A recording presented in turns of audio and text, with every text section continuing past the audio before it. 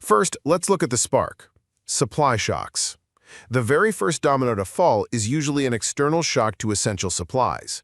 Sudden spikes in the cost of global commodities, like those 1970s oil embargoes or modern jumps in gas and wheat, instantly make everything way more expensive to produce and transport. So what happens when it suddenly costs twice as much to power a factory? Well, production just slows down. Second, we add the fuel: reckless money supply. These external shocks get so much worse when governments pump printed money and stimulus into the economy while simultaneously cutting taxes. It's simple math. If you have fewer goods because of supply issues, but way more cash floating around chasing those exact same goods, prices inevitably skyrocket. Finally, we hit the trap: policy panic. Stagflation gets totally locked in by government mismanagement. When politicians and central banks panic, like by rapidly raising interest rates or starting trade wars, they end up crushing business growth and job creation without actually fixing the original supply-side inflation.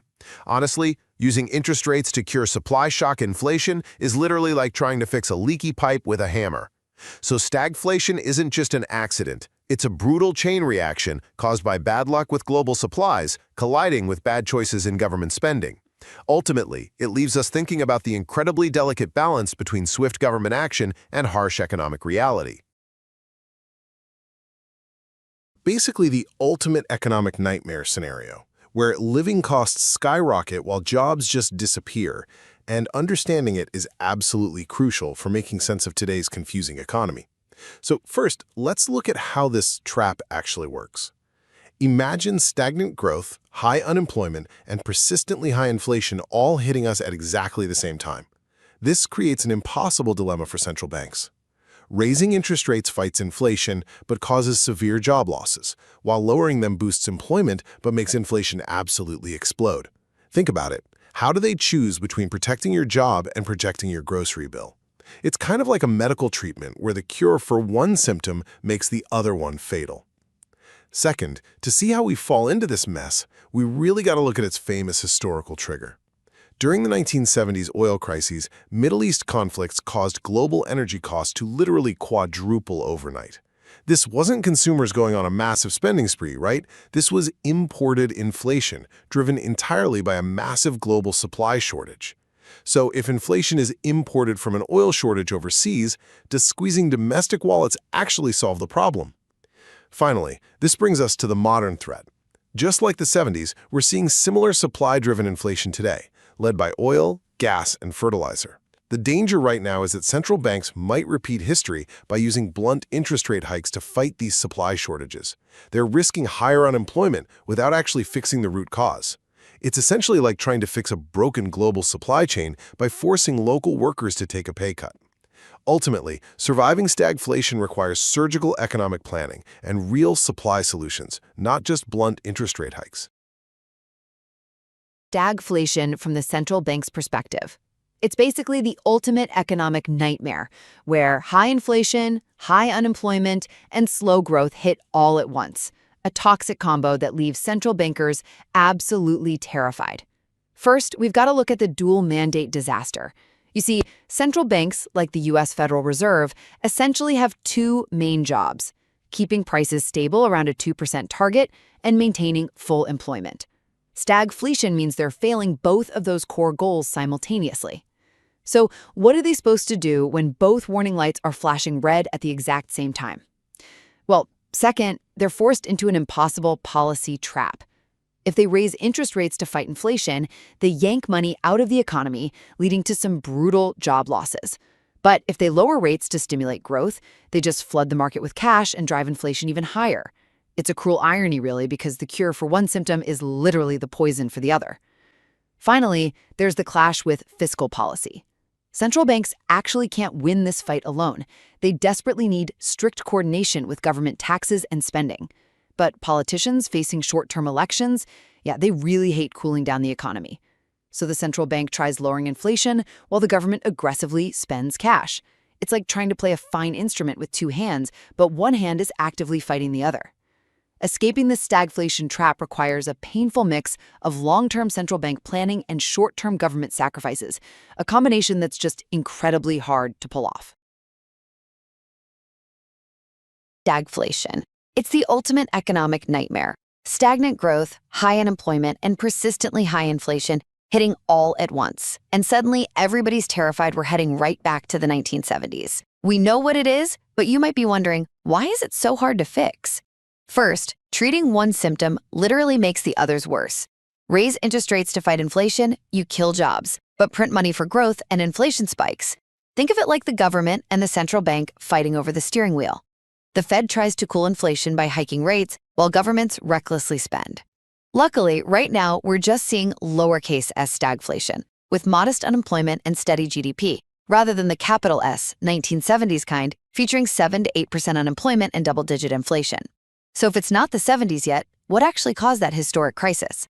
Second, it wasn't greedy workers demanding wages. It was caused by massive external supply shocks, like the OPEC oil embargoes in 73 and 79, and the US ditching the gold standard in 1971. Today's inflation is similarly supply-driven by global shortages in oil, gas, and wheat. So if prices are surging from global supply shortages, how exactly does squeezing the domestic worker fix anything? Since policymakers are stuck between a rock and a hard place, someone has to pay. Finally, stagflation policies massively increase wealth inequality. Artificially lowering interest rates inflates asset prices, making the wealthy richer while regular folks get crushed by underemployment and shrinkflation. Honestly, it's no surprise safe haven assets like gold are up over 40% this year. Stagflation is a policy trap born from supply shocks that ultimately forces the working class to foot the bill while the rich retreat to their assets. Stagflation. It's the scary economic buzzword of the moment, and we're going to cut through the panic to uncover what it actually means for our wallets and the global economy. First, let's break down this ultimate economic catch-22. It hits when 3 warning lights flash: high inflation, increasing unemployment, and slow economic growth. Fixing it is like trying to put out a kitchen fire by flooding your entire house. Raising interest rates fights inflation but crushes employment, while printing money boosts growth but sends prices soaring.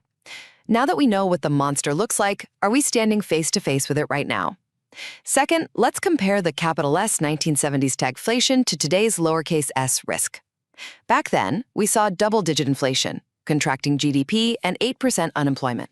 Today, on paper, GDP looks decent, but can we actually trust these numbers? Official jobs data gets heavily revised and ignores the massive rise in gig work, underemployment, and folks dropping out of the labor force entirely. If the official data is masking the true pain in our wallets, what's the actual root cause driving this pressure? Finally, the real driver is supply, not just demand. The 1970s crisis was triggered by massive external supply shocks, like oil prices quadrupling. Today, we face the exact same structural issues. Inflation driven by supply shortages in oil, gas, fertilizer, and wheat. Think about it. If our prices are rising because of global supply chain shortages, why do central banks keep trying to fix the problem just by tweaking domestic interest rates? While we aren't in a full 1970s tailspin yet, dodging the stagflation trap absolutely requires fixing real-world supply chains, not just moving numbers around on a spreadsheet. Stagflation, unemployment, and economic welfare. Stagflation is the ultimate economic nightmare, where high inflation collides with high unemployment and slow growth, and it severely threatens the everyday survival of the working class. You know, it's kind of like trying to put out a fire while drowning. Traditional fixes for one problem usually make the other way worse, leaving everyday people caught in the middle. First, let's look at the illusion of official employment data. Headline numbers mask a grim reality. The US actually just had its largest revision ever, revealing almost 1 million jobs were completely overestimated. Plus, official counts consider people doing literally just 1 hour of gig work a week as employed. That completely hides massive underemployment and the millions who've just given up looking for sustainable work. Second, there's a devastating squeeze on real living standards. Because wages aren't keeping up with the elevated cost of living, everyday budgets are absolutely breaking. Here's a real yellow flag. Workers are being forced to drain their savings and rack up massive credit card debt just to survive and maintain basic demand. Finally, we hit a brutal policy trap that fuels inequality.